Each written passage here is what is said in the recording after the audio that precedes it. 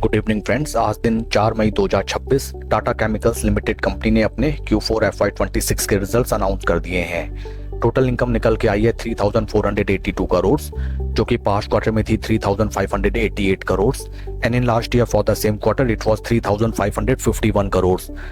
Total income figures में हमें quarter on quarter 2.95% की डी ग्रोथ, जबकि वाई ऑन वाई बेसिस 1.94% की डी ग्रोथ नजर आती है। टोटल एक्सपेंसेस निकल के आए हैं 3,660 करोड़, जो कि पास्ट क्वार्टर में थे 3,644 crore and in last year for the same quarter it was 3,612 crore. Total expenses figures में क्वार्टर ऑन क्वार्टर 0.43% की इंक्रीमेंट, जबकि वाई ऑन वाई बेसिस 1.32% की इंक्रीमेंट नजर आती है। प्रॉफिट या फिर लॉस फिगर्स अगर हम देखें, फॉर दिस क्वार्टर कंपनी का लॉस निकल के आया है 2,116 करोड़, जो कि पास्ट क्वार्टर में था 69 crore loss and in last year for the same quarter it was loss of 67 crore. For this quarter company का लॉस बेहद ज्यादा गहराता हुआ नजर आया है। From the past levels of 69 crore loss it has increase to the loss of 2,116 crore. But majority of this component is coming from exceptional items, that is for 1,837 crore. EPS figures को अगर हम देखें, EPS फॉर द क्वार्टर निकल के आया है -83.68 जो कि पास्ट क्वार्टर में था -3.65 and in last year for the same quarter it was -2.90।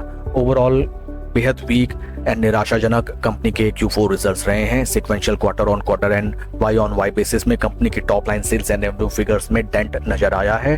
Along with that bad figures में काफी पुअर परफॉर्मेंस। शेयर के टेक्निकल चार्ट पैटर्न को अगर हम देखें, this is weekly time frame, जहां पे हमें नजर आता है दैट स्टॉक में आफ्टर बेस फॉर्मेशन एक तरफा और जबरदस्त फ्लैग एंड पोल पैटर्न में हमें शानदार इंक्रीमेंट देखने के लिए मिला।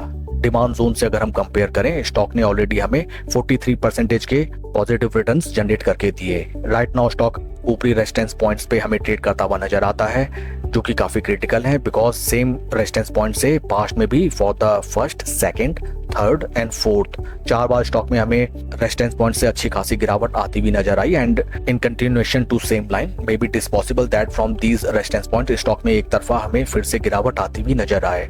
In case stock in price levels को सस्टेन कर लेता है देन ऊपरी स्तर पे ब्रेकआउट के बाद इस स्टॉक में हमें 200 week moving averages as target नजर आ सकते हैं।